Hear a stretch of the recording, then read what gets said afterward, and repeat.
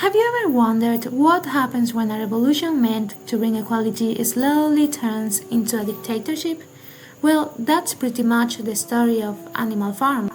The story begins at Manor Farm, where the animals were tired of being exploited by the human owner, Mr. Jones, and inspired by the ideas of freedom taught by a pig called Old Major, they rebel and take control of the farm with the goal of having a society where all animals are equal. Since Old Major is no longer in the picture, the rest of the pigs, especially Napoleon and Snowball, take leadership roles because they are considered the smartest.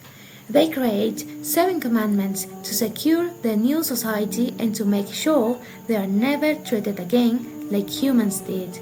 And the 7 commandments were: whatever goes upon 2 legs is an enemy.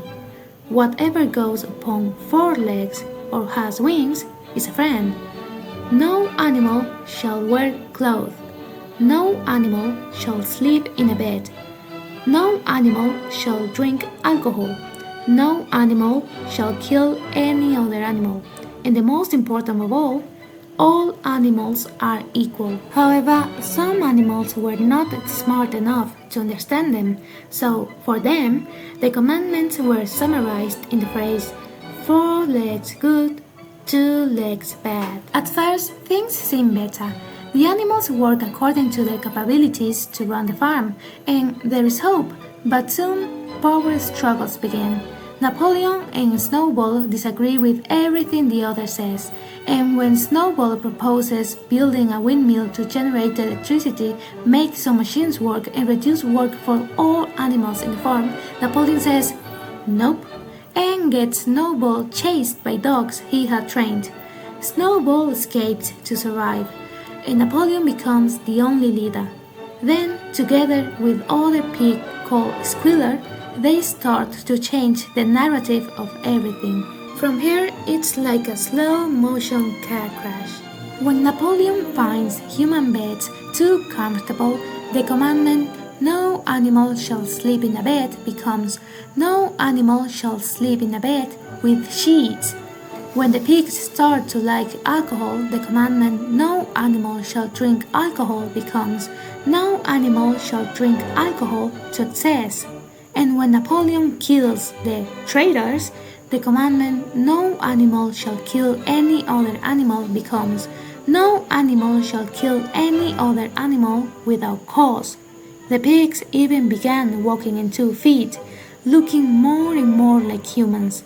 And when this happened, the phrase, 4 legs good, 2 legs bad, became 4 legs good, 2 legs better. At the beginning, almost every animal understood the commandments, but not all of them were educated, so they didn't know how to read, and changing their memory became easy for Squealer. Basically, they were gaslighted. Everything while every animal in the farm, but the pigs, was working harder than ever.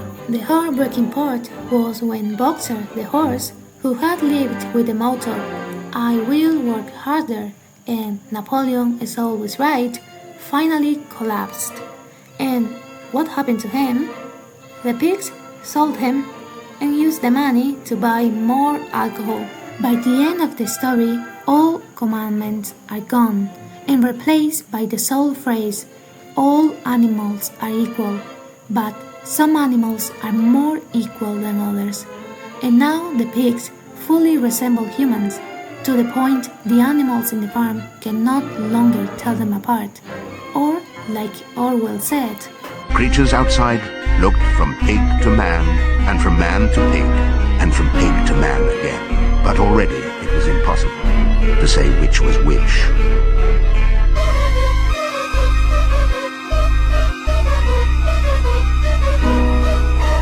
At the end of Animal Farm, we can see how an ideology can start with promises of equality and justice, but it can be easily altered by those in power.